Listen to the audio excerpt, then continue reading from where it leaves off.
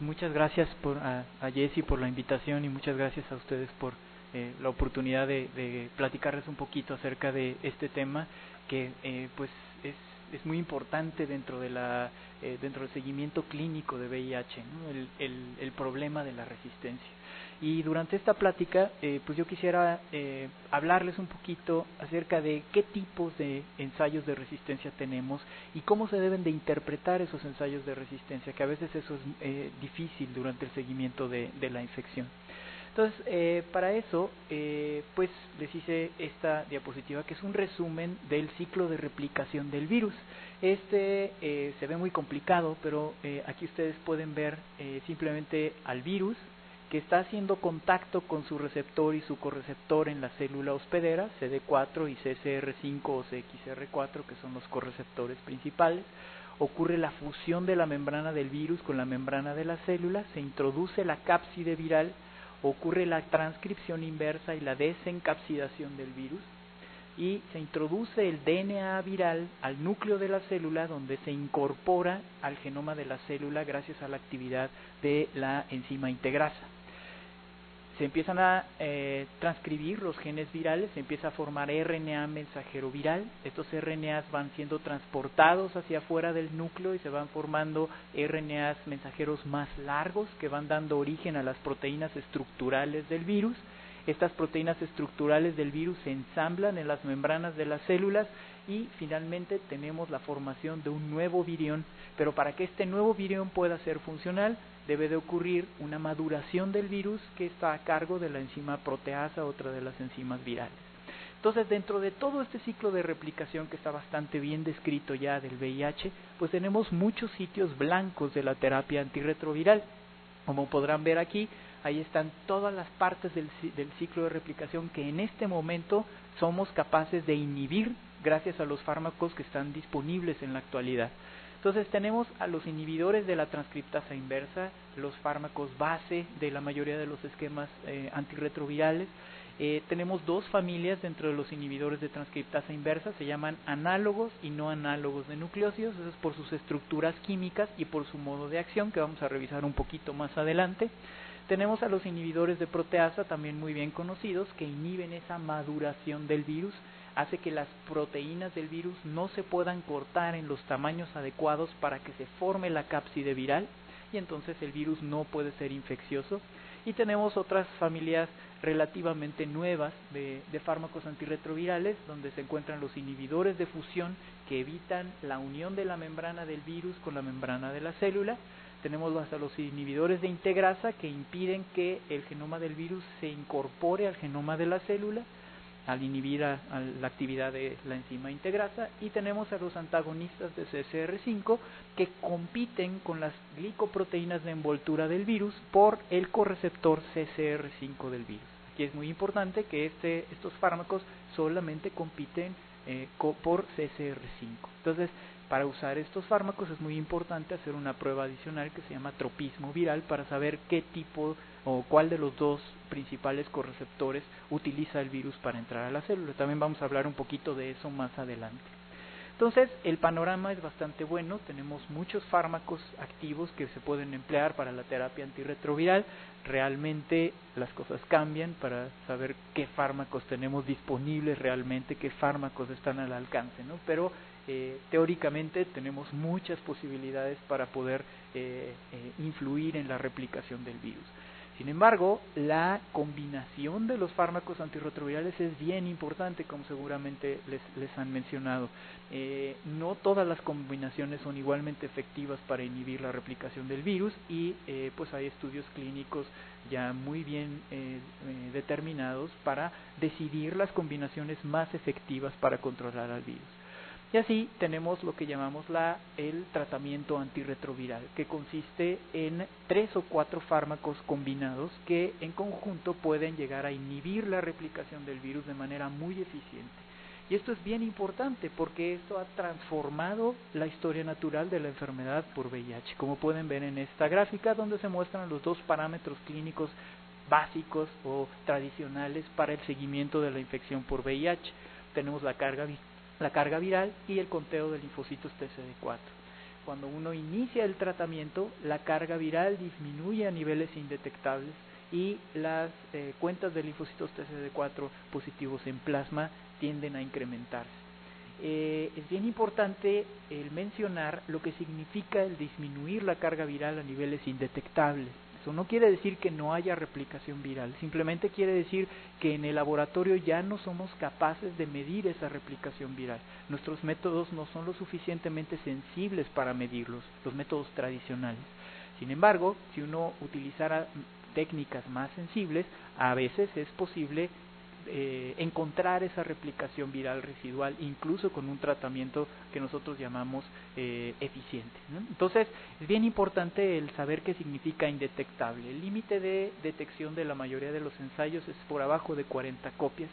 Entonces, este límite de abajo de 40 copias es bien importante. Ahí puede estar ocurriendo replicación viral todavía, ¿no? ¿Y cuál es la mala noticia? Bueno, que pues tenemos el problema de la resistencia. El virus, como ustedes saben, es un virus que tiene una gran capacidad adaptativa. Es un virus que tiene una alta tasa de mutación, tiene la posibilidad de llevar a cabo recombinación y además es un virus que se replica de manera explosiva. Sabemos que se están produciendo alrededor de 1.000 millones de partículas nuevas virales en una persona que está infectada cada día. Entonces imagínense la cantidad de mutaciones que se pueden generar en una persona en un solo día, ¿no? Entonces, pues esto lleva a una fácil adaptación del virus a diferentes presiones selectivas que están actuando sobre él, entre ellas el tratamiento antirretroviral. Y si un paciente falla en sus tomas de medicamento y no se suprime completamente la replicación viral, pues tenemos este fenómeno del fracaso terapéutico o la falla virológica. Lo observamos como un rebote en la carga viral y muy probablemente esto se debe a que el virus en las variantes que están prevaleciendo en la persona se han seleccionado mutaciones de resistencia que le permiten al virus replicarse aún en presencia de los fármacos antirretrovirales. ¿Qué es lo que está pasando? Aquí tienen una caricatura. Este es como se vería en caricatura una población viral en un paciente en algún momento determinado de la infección. Esta población viral se caracteriza por presentar simultáneamente muchas variantes, como ustedes las pueden ver aquí. Son virus que son ligeramente diferentes entre sí, las llamamos cuasiespecies. Estas cuasiespecies pues están conviviendo todas en el paciente. Entonces, este paciente empieza su tratamiento antirretroviral, una combinación de fármacos, que en conjunto van a eliminar a la mayor parte de esas cuasiespecies que están en la población viral. Y a lo largo del tiempo vamos a empezar a ver cómo esa población viral va a empezar a reducirse en tamaño hasta que llegamos al nivel de indetectable. No quiere decir que no haya variantes, sino que ya no las podemos detectar en el laboratorio. Pero ¿qué pasa si este paciente se le olvidan sus tomas, ya no está tomándose bien sus medicamentos y entonces se puede empezar a replicar otra vez el virus? Entonces imagínense, vean por ahí cómo empiezan a predominar ciertas variantes que pueden replicarse aún en presencia de los fármacos antirretrovirales hasta que finalmente dominan la población viral. Esta variante es la que presenta mutaciones de resistencia. Esa es la manera como surge la resistencia en los pacientes. Y la causa principal, la mayor parte de las veces, es una falta de apego al tratamiento antirretroviral, aunque pueden haber muchas otras. Existe otro fenómeno importante que estamos observando ahora en nuestro país y que se observa ya desde hace tiempo en los países desarrollados. Es el fenómeno de la resistencia transmitida. Así como conocemos muy bien que hay bacterias que ya traen resistencia a antibióticos, que ya son resistentes intrínsecamente a ciertos antibióticos, también tenemos virus circulantes que ya traen desde el principio mutaciones de resistencia, entonces ya tienen cierto grado de resistencia a fármacos antirretrovirales. Entonces, esto ocurre porque una persona que se encuentra en falla virológica puede transmitir el virus a otras personas y estas personas que adquieren al virus pues ya adquieren una variante que trae mutaciones de resistencia. Este fenómeno de la resistencia transmitida es una preocupación especialmente para los países que han universalizado el acceso a la terapia antirretroviral. Mientras más se expone al virus al tratamiento antirretroviral, más posibilidad hay de que se genere este fenómeno de resistencia transmitida. En países en vías de desarrollo es muy común y son altos los porcentajes de virus que ya tienen mutaciones de resistencia, aunque hay evidencia de que en algunos lugares se está tendiendo a disminuir porque se están empezando a usar regímenes de tratamiento muy eficaces para el control del virus. En países en vías de desarrollo, pues esta es una preocupación importante y se ha observado una tendencia de aumento en la mayoría de los países que han universalizado el acceso a la terapia antirretroviral. Por lo tanto, la vigilancia de resistencia transmitida es muy importante para, pues, primero hacer que los esquemas de tratamiento de primera línea funcionen, saber si estos fármacos pues van a funcionar en un virus que posiblemente ya trae mutaciones de resistencia. También programas de educación a los médicos que prescriben fármacos antirretrovirales, programas de adherencia e información a los pacientes bajo tratamiento antirretroviral y los programas de seguimiento clínico a los pacientes. Entonces, esta es una de las preocupaciones de las investigaciones del CIENI y aquí se ha hecho trabajo importante sobre vigilancia de resistencia transmitida. Sabemos que en México en la actualidad un 8% de los virus que circulan en el territorio nacional ya traen cierto grado de resistencia hacia fármacos antirretrovirales.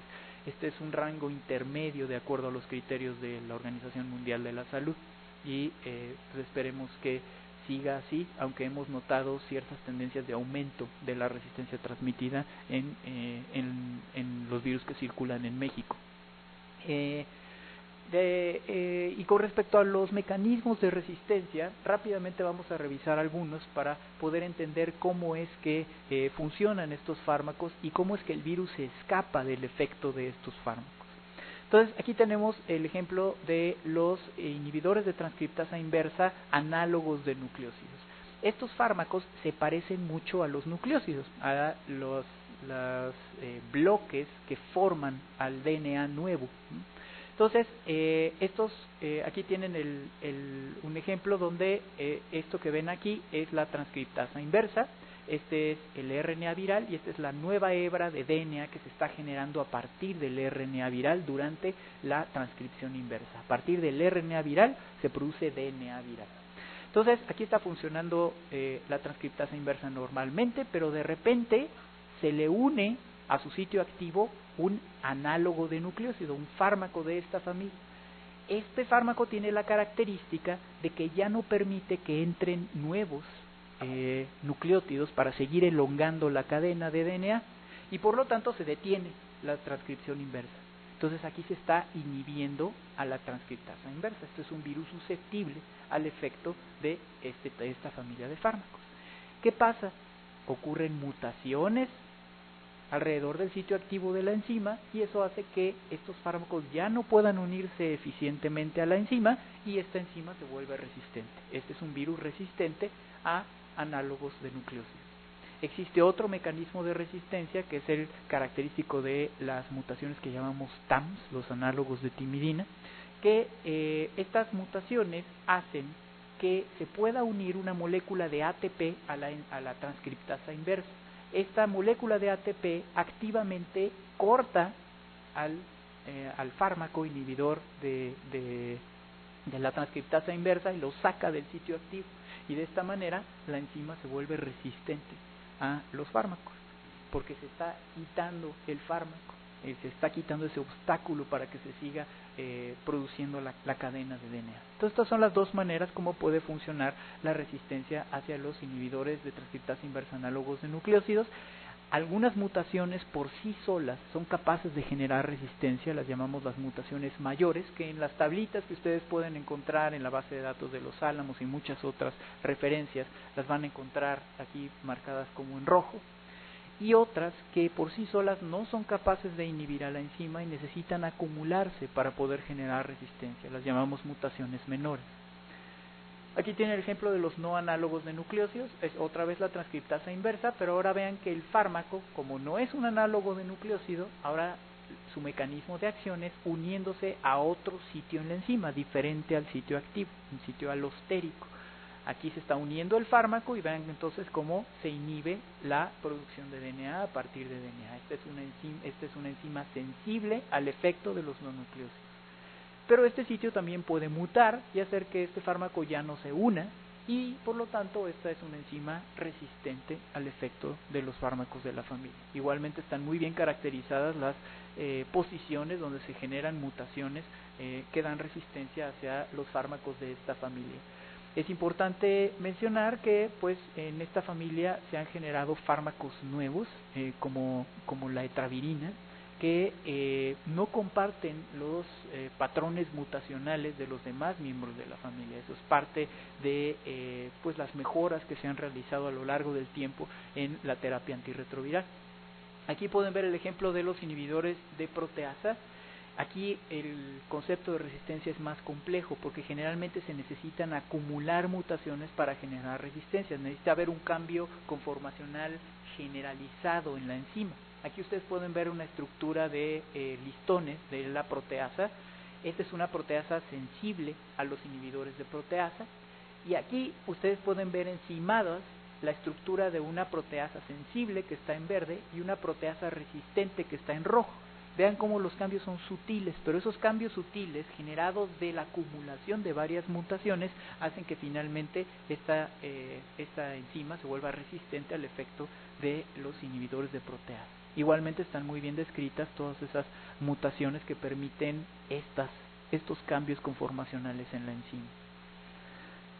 Aquí tienen a los inhibidores de fusión. Estos son unos fármacos, bueno, es solo un fármaco dentro de la familia, enfuvirtida, que resulta que enfuvirtida es un fármaco que tiene es un péptido que tiene la misma secuencia que una de las partes de la proteína GP41, que es la proteína transmembranal del virus. Esta proteína GP41 funciona como una especie de pasador. Se dobla sobre sí misma para acercar la membrana del virus a la membrana de la célula y permitir la fusión de las células. Para que ocurra esto, una parte de GP41 necesita interaccionar con otra parte de GP41. Lo que hace enfuvirtida es pegarse a una de esas dos partes y evitar que ocurra esa interacción de pasador en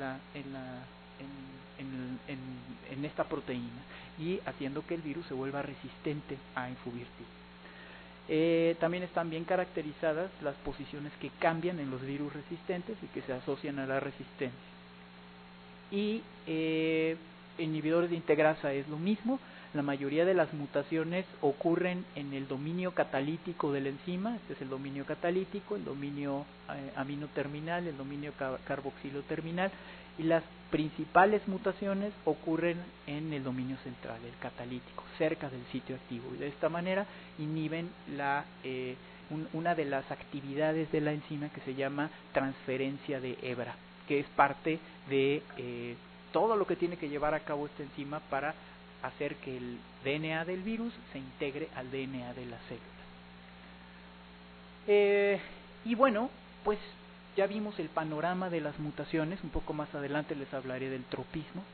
Y pues cómo le podemos hacer para saber si el virus es o no resistente, para que nosotros podamos utilizar este conocimiento pues para pues beneficio de los pacientes que están tomando fármacos antirretrovirales. Bueno, existen en general 3 tipos de pruebas que nos sirven para determinar la resistencia. Las llamamos pruebas de resistencia genotípica, pruebas de resistencia fenotípica y una combinación de ambas que se llama fenotipificación virtual o pruebas de resistencia fenotípica virtual.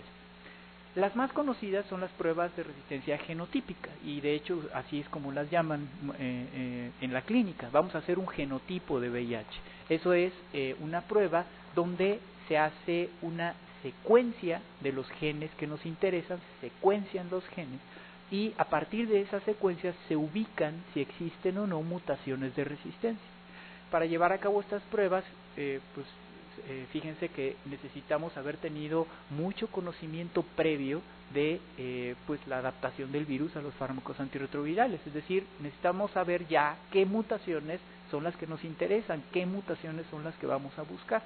Afortunadamente para el VIH ya está muy bien descrito todo esto, ya sabemos qué mutaciones están asociadas a resistencia hacia cada uno de los fármacos antirretrovirales, y ahora podemos hacer esto de manera muy eficiente y de manera bastante rápida. Entonces podemos obtener las secuencias del virus e inmediatamente buscar qué mutaciones de resistencia existen.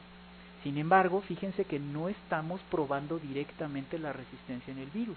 Nos estamos basando en estudios previos que dicen, la mutación M184B produce resistencia hacia análogos de nucleósidos. Si yo la veo en mi virus, entonces yo extrapolo mi resultado y digo, mi virus es resistente hacia análogos de nucleósidos. Pero en realidad yo no estoy viendo si mi virus crece o no en presencia del fármaco antirretroviral. Eso es lo que yo hago en la prueba fenotípica. Ahí yo pongo a crecer al virus directamente en presencia del fármaco antirretroviral y determino si crece o no crece. Ese es el estándar de oro de la resistencia. Sin embargo, estas pruebas, como si fuera un cultivo de virus, y les voy a mostrar cómo se realiza en el laboratorio finalmente. Pero esta es una prueba que, como se podrán imaginar, es mucho más latosa que esta prueba, y además es mucho más tardada porque hay que hacer un cultivo de virus y hay que estarlo midiendo. Entonces es una prueba que en el laboratorio, que no está accesible para la mayoría de los laboratorios, es una prueba muy cara y que no la lleva a cabo cualquiera. No hay que, de hecho, el proveedor de la prueba, Finosens, está exclusivamente en Estados Unidos y no permite que se realice la prueba fuera de sus laboratorios, ¿no? O sea, nosotros hemos solicitado el poder ser un centro donde se realice la prueba y no lo permiten, ¿no? Tiene que ser en su centro en particular, ¿no? Y tenemos la opción del fenotipo virtual, que ahora ya se están pareciendo mucho a los genotipos. En el fenotipo virtual nosotros alimentamos a un sistema de una base de datos con una secuencia de virus. Pero en esta base de datos hay un montón de secuencias virales asociadas a información fenotípica, es decir, son virus a los cuales se les han hecho simultáneamente pruebas feno y genotípicas de resistencia. Y entonces nosotros por extrapolación podemos decir, si yo tengo esta secuencia del virus, esta secuencia se parece mucho a esta otra secuencia de mi base de datos, y entonces esa la puedo asociar con este fenotipo de resistencia, por extrapolación. Por eso lo llamamos fenotipo virtual. No estamos llevando a cabo la prueba de fenotipo, pero es como si la estuviéramos llevando a cabo a través de una secuencia, que es mucho más fácil obtener.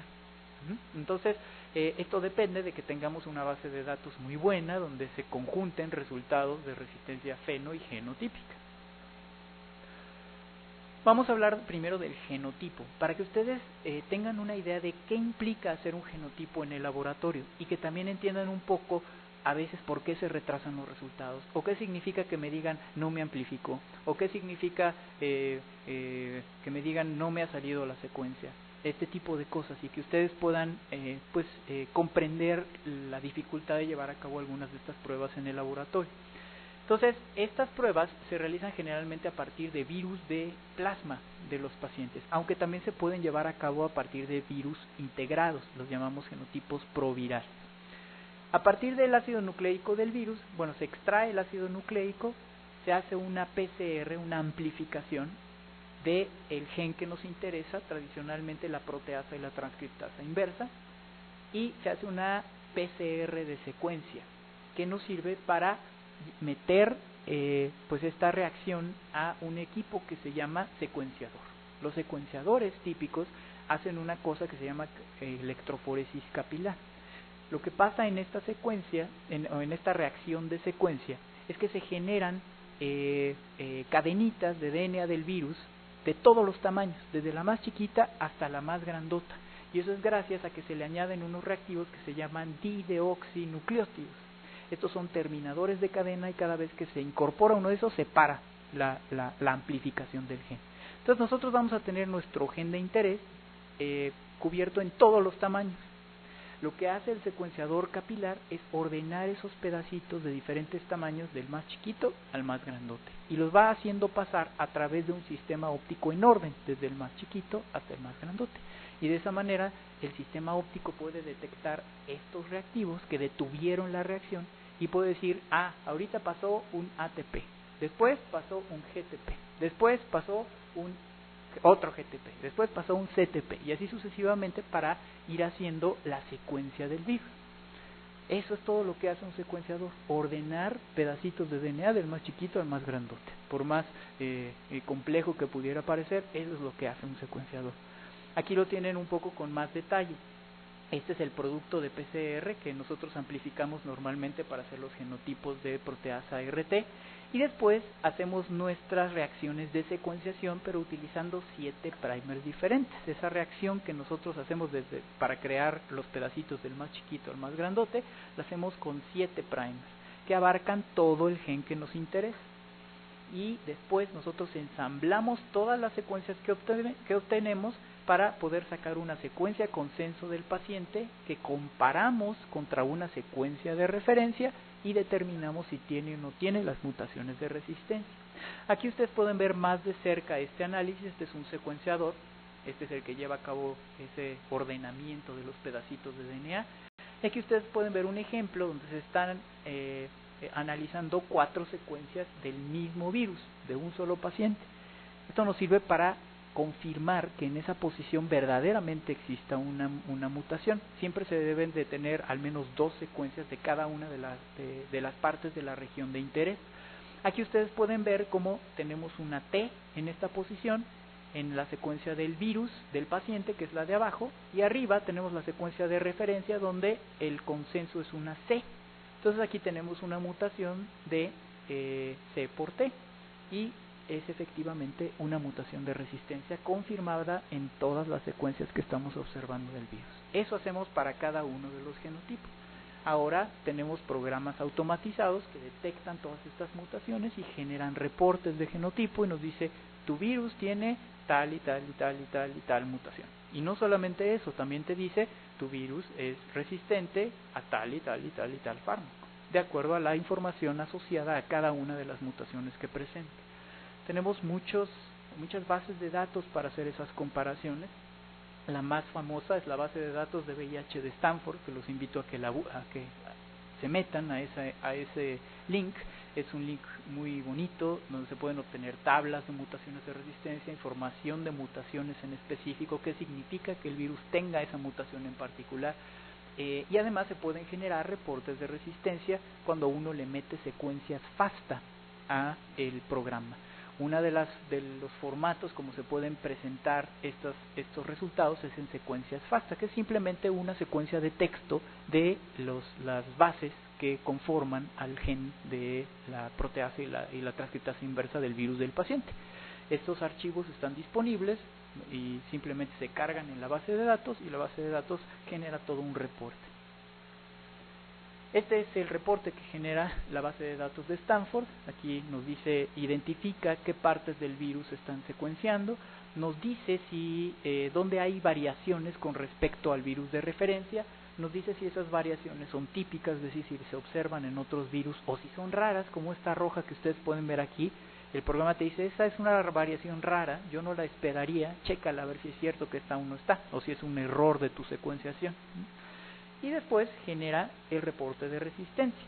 En el reporte de resistencia, para generarlo, esta base de datos le asigna un puntaje a cada mutación de resistencia. Estos son los puntajes que ustedes pueden ver aquí. Entonces, si el virus presenta la mutación M184B, eso quiere decir que le va a dar un puntaje de 60 para 3TC. Y así sucesivamente para todos los fármacos. Entonces, cada mutación tiene un puntaje para cada uno de los fármacos antirretrovirales. Finalmente el programa suma todos los puntajes de acuerdo a las mutaciones presentes y te da un valor global de resistencia. Y simplemente se divide este score o este puntaje en categorías. Te dice: si es de 10 para abajo, el virus presenta resistencia potencial. Si está entre 10 y 15, la resistencia es baja. Si está entre 15 y 30, la resistencia es intermedia. Y si está arriba de 60, la resistencia es alta. Entonces, así es como te dice, como saca este resultado de altamente resistente, potencialmente resistente, susceptible, etc. Ese es el reporte de Stanford. El reporte de ViroSeq, que muchas veces es el que se utiliza rutinariamente en el laboratorio, tiene un funcionamiento similar. Aquí tienen ustedes un ejemplo, es un reporte de 2011 donde comparan genotipos realizados en virus de plasma y proviral. Aquí tenemos la disyuntiva de que a veces el problema, el gran problema de los genotipos es que los pacientes tienen cargas virales bajitas. Como ustedes vieron, todo el proceso pues implica la amplificación de un gen, y si tenemos muy poquito virus en la sangre, a veces no es posible amplificar el gen, no tenemos la sensibilidad necesaria en la prueba para amplificar ese gen, porque hay poquito virus en la sangre. Entonces tenemos esa limitación para hacer el genotipo. Sin embargo, si nosotros hacemos el genotipo a partir de virus integrado, muchas veces tenemos mejor éxito que si lo hacemos desde plasma. Nada más que la interpretación es diferente, porque recuerden ustedes que cuando nosotros secuenciamos virus integrado, pues es posible que estemos secuenciando también virus que no están activamente replicándose en el paciente. Puede ser que estén ahí archivados, pero no estén generando variantes de manera importante en el paciente. Entonces, esto es importante considerarlo para saber cómo podemos interpretar los genotipos. También es bien importante el saber la historia el seguimiento clínico del paciente, porque un genotipo o el resultado de un genotipo puede variar grandemente de un momento a otro dependiendo de qué esté haciendo el paciente. Si nosotros tomamos un genotipo en el momento en que un paciente está en falla virológica y está tomando el fármaco al cual hay resistencia, muy fácilmente vamos a observar las mutaciones hacia ese fármaco. Sin embargo, si el paciente deja de tomar fármacos durante largo tiempo y hacemos el genotipo mucho después, es muy probable que los virus predominantes reviertan al fenotipo wild type y entonces no observemos esas mutaciones. Entonces es bien importante considerar la historia clínica de ese paciente, saber qué fármacos ha tomado previamente para poder hacer las interpretaciones de los genotipos. Porque el que nosotros no veamos la mutación en el virus que está predominando en determinado momento, no quiere decir que esa mutación no exista y esté archivada por ahí en los virus que han existido en ese paciente previamente. Entonces hay que tener mucho cuidado con la interpretación de estos datos. Y fíjense cómo hay discordancias importantes, que son todas las barras rojas, en la observación de mutaciones en virus de plasma y virus integrados. Entonces hay que saber que estas no son pruebas infalibles y hay que saber que pues la interpretación de las pruebas debe estar muy relacionada con la historia clínica del paciente. Tenemos los reportes de tropismo. Para las pruebas de tropismo se hace algo muy parecido, nada más que en vez de secuenciar la parte de RT o de transcriptasa inversa o de proteasa, lo que hacemos es secuenciar un fragmentito de la glicoproteína de envoltura GP120 que se llama ASA-B3, que es una parte hipervariable del virus. Al secuenciarla, nosotros podemos predecir con un algoritmo que se llama genotufeno si ese virus va a utilizar CCR5 o CXR4. Y esa es la manera como pues nosotros podemos saber si ese paciente va o no a poder utilizar Maraviroc como parte de su esquema de tratamiento, que es el único fármaco disponible de la familia de los inhibidores de los antagonistas de CCR5. Entonces se hace muy parecido a un genotipo viral, nada más que estamos secuenciando otra parte del genoma del virus. Pero la interpretación aquí está mucho más complicada. En un principio este ensayo solamente se podía hacer de manera fenotípica, poniendo a crecer el virus en células que expresaban CCR5 o en células que expresaban CXR4 y ver en cuáles podía crecer, ¿no? Pero ahora, gracias a esa acumulación de información geno y fenotípica, ahora nosotros podemos predecir un fenotipo virtual de GP120, del ASA-B3 de GP120, para saber si el virus utiliza uno o el otro correceptor. Eso es lo que hace este algoritmo genotufeno. Con base en la secuencia de B3, este algoritmo predice si el virus utiliza uno u otro correceptor. Entonces, también hay que tener en cuenta que este es un algoritmo que no es infalible, que puede presentar errores y que todos son términos de probabilidad. Este algoritmo genera un valor que se llama razón de falsos positivos. Y lo único que significa esto es qué porcentaje de error tendría yo de mal llamar un virus X4 como R5. O sea, eso es lo que significa. Si se fijan, es algo probabilístico, ¿no? Entonces, lo que hacemos nosotros es poner un punto de corte. Yo digo 10%. De 10 para abajo, yo digo que son virus X4. Y de 10 para arriba, yo digo que son virus R5. Si me sale un virus con 5%, entonces yo digo que es X4. Pero eso significa que yo tengo una probabilidad de 5% de mal llamar a ese virus R5. ¿Sí? Entonces, es siempre una cuestión de probabilidad. Y esos valores de corte son muy subjetivos. Depende de a quién le preguntes cuál es el que le gusta más. Si tú te vas a poner muy estricto para no encontrar los virus, para encontrar los virus X4 lo más eficientemente posible, pero vas a también tener la posibilidad de mal llamar X4 virus que en realidad son R5 y le vas a quitar al paciente la posibilidad de usar este fármaco, ¿no? Entonces ese es el juego que hay que hacer con los puntos de corte en esta prueba. Estos son los reportes que nosotros generamos. Aquí pudieron ver uno de un virus X4, este es un virus R5, y este es un reporte que a mí me gusta generárselos en amarillo, cuando el valor de corte está muy cerca, con el valor de FPR del virus está muy cercano al punto de corte. Nosotros utilizamos 10% en el punto de corte, y este virus tiene 15%.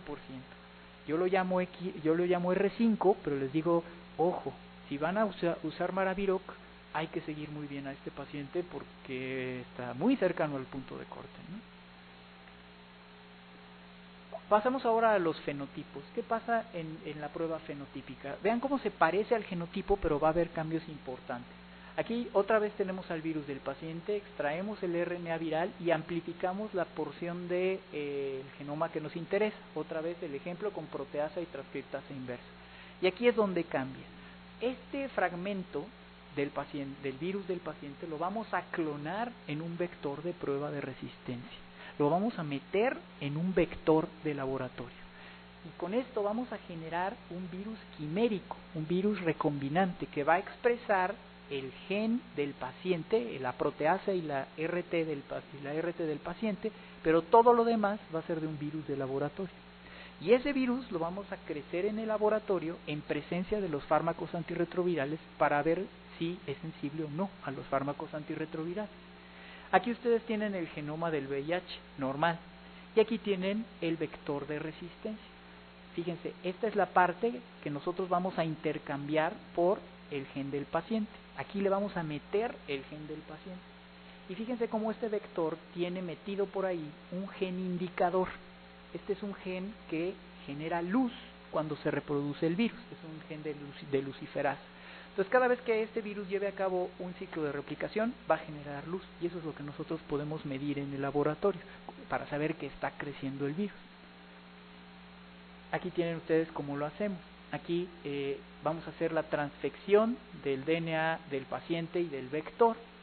Y se van a generar estos virus recombinantes y estos los vamos a usar para infectar células que si se llegan a infectar van a generar luz. Y esto lo vamos a medir en el laboratorio de una manera muy sencilla. Pero le vamos a poner en contacto este virus recombinante con los fármacos que nos interesan, los inhibidores de proteasa y los inhibidores de transcriptasa inversa. En el laboratorio todo esto se hará en una plaquita donde ponemos diferentes concentraciones de cada uno de los fármacos que vamos a probar y ponemos a crecer al virus. Vamos a observar una mayor intensidad de luz, como aquí, en los pocitos donde el virus está creciendo y una menor intensidad de luz donde el virus no está creciendo. Así es como se lleva a cabo un fenotipo. Si se fijan, es mucho más talachudo que un genotipo.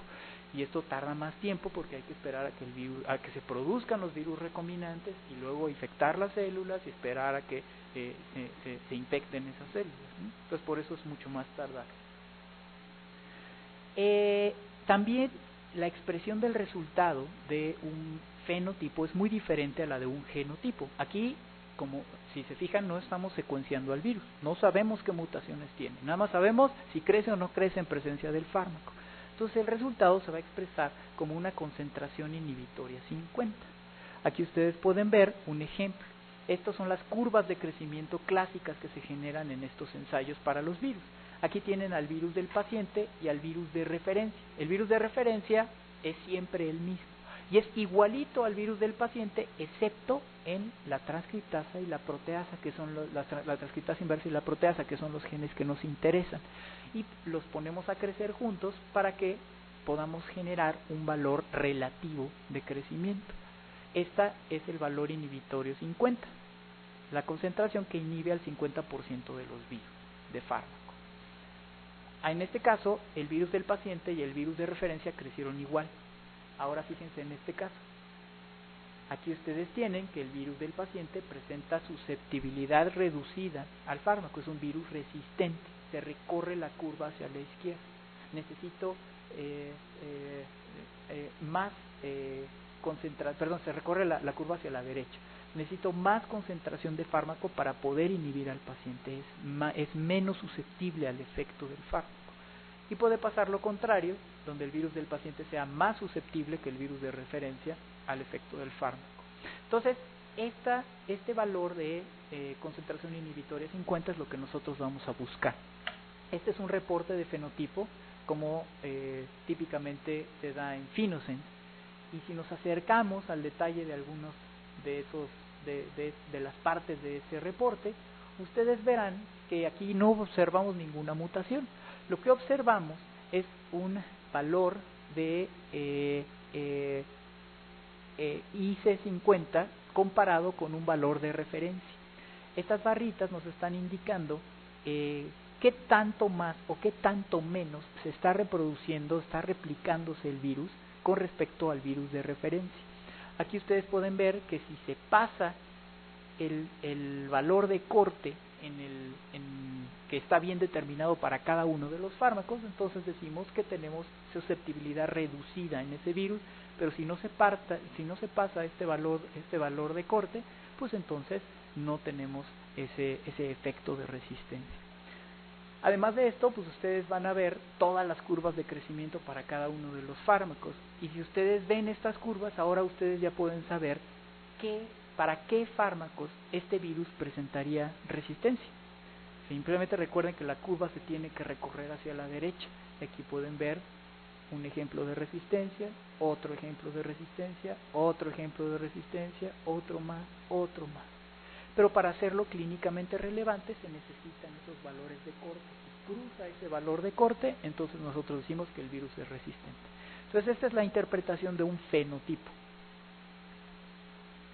Y algo bien bonito es que podemos conjuntar los valores de las interpretaciones geno y fenotípicas. Nosotros podemos además añadirle una secuencia y entonces poder explicar, ya vi por qué es resistente este virus a tenofovir, pues es que presenta la mutación tal, ¿no? Y así sucesivamente.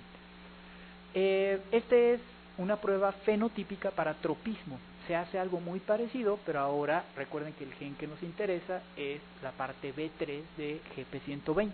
Igualmente se introduce esta parte de la envoltura del virus del paciente y se usa un vector de referencia con el gen indicador. Igualmente creamos nuestros virus recombinantes, pero ahora los usamos para infectar células que expresan CXR4 y células que expresan CCR5 y vemos cuáles se infectan. Si se infectan las dos, es un virus de tropismo dual. Si se infecta solamente una, pues será X4 o será R5. ¿Sí? Esa es la forma de hacer los fenotipos virtuales. Pero los fenotipos, las pruebas de tropismo fenotípico. Y estos son los fenotipos virtuales. A partir de una secuencia, yo estoy obteniendo un reporte como estos, que si se fijan, se parecen más a los reportes fenotípicos que a los genotípicos. ¿Y cómo le hacen si yo les di una secuencia? Pues es que con mi secuencia, esta secuencia la compararon en una base de datos que tiene datos fenotípicos y entonces me da un reporte fenotípico. Igual tiene sus puntos de corte, algunos son determinados clínicamente, otros son determinados biológicamente. Y bueno, nada más como parte final de esta plática es pues comentarles qué se puede hacer aquí en el CIENI del INER pues a qué pruebas pues ustedes pueden tener acceso, ¿no? A través de la doctora Jessie les ponemos a su disposición pues todas estas pruebas que se pueden llevar a cabo aquí.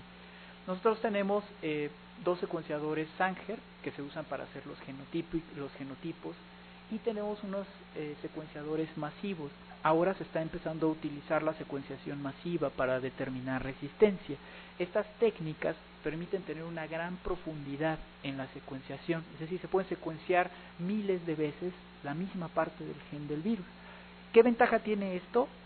Pues es que podemos detectar variantes minoritarias en las poblaciones virales. Tal vez si hacemos un genotipo normal no vamos a observar la resistencia porque las variantes resistentes están en proporciones bajitas dentro de la población viral. Pero si tenemos una técnica más sensible, podríamos detectar esas variantes en bajos niveles dentro de la población viral, y para eso sirve la secuenciación masiva.